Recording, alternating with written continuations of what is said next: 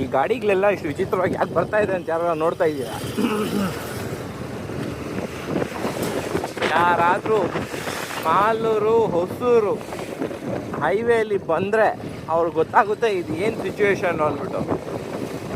ಅಲ್ಲ ಗುರು, ಈ Malur to Hosur road ಏನಕ್ಕೆ ರೆಡಿ ಮಾಡ್ತಾ ಇಲ್ಲ ಅಂತಾನೆ ಗೊತ್ತಿಲ್ಲ. ಹದ್ದು ಗೆಟ್ಟೋಗಿದೆ.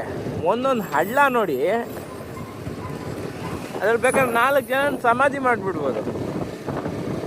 ಇಷ್ಟು ದೊಡ್ಡದು ಹಳ್ಳಗಳು ಇದ್ಕೊಂಡು ಈ ರೋಡ್ಗಳನ್ನ ರೆಡಿ ಮಾಡ್ತಾ ಇಲ್ಲ. ಅದು ಏನಕ್ಕಂತ ಗೊತ್ತಿಲ್ಲ. ಯಾರಾದರೂ ಪೊಲಿಟಿಷಿಯನ್ಸ್ ಈ ರೋಡಲ್ಲಿ ಬಂದಿದ್ದಾರಾ, ಯಾವಾಗಾದ್ರು ಓಡಾಡಿದಾರಾ? ಮೇ ಬಿ ಅವ್ರು ಓಡಾಡಿದ್ರೆ ಗೊತ್ತಾಗುತ್ತೇನೋ ಎಷ್ಟು ಜನದ ಗಾಡಿಗಳ ಕೆಳಗೆ ಕಿತ್ತೋಗಿದೆಯೋ, ಎಷ್ಟು ಟೂ ವೀಲರ್ಗಳು ಬಿದ್ದು ಕೈ ಕಾಲು ಮುರ್ಕೊಂಡಿದ್ದಾರೋ. ನೋಡಿ, ಯಾರು ಭಯಂಗೇ ಇಲ್ಲ.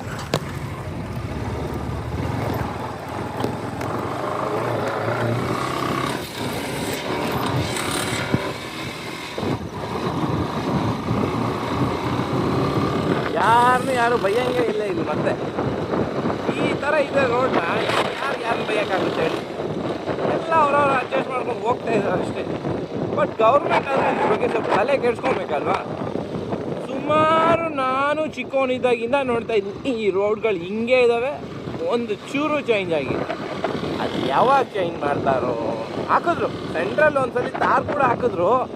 ಆ ಕಾಂಟ್ರಾಕ್ಟ್ ಅಣ್ಣ ಯಾರ ಇದ್ರೆ ಅವ್ರಿಗೂ ಸ್ವಲ್ಪ ಕಳಿಸ್ಬಿಡಿ. ಅಲ್ಲ, 50-50 ಬಿಡು, 70-30 ಆದರೂ ಎತ್ಕೊಳ್ಳೋದು ಬೇಡವಾ? ಮನುಷ್ಯ 90% ಎತ್ಕೊಂಡ್ಬಿಟ್ಟು 10% ಮಾತ್ರ ಕೆಲಸ ಮಾಡ್ದಂಗೆ ಅವನೇ. ಯಾರು ಗುರು ಇವ್ರನ್ನೆಲ್ಲ ಕೇಳೋರು? ಯಾರೂ ಇಲ್ಲ. ಸ್ಪೇಸ್ ಟೆಕ್ನಾಲಜಿ ಯೂಸ್ ಮಾಡಿಬಿಟ್ಟು ಆದರೂ ಏನಾದರೂ ಮಾಡ್ಬೇಕು ತಾನೆ, ಅದನ್ನೂ ಮಾಡ್ತಾ ಇಲ್ಲ ಇವರು. ಏನು ಮಾಡೋಣ?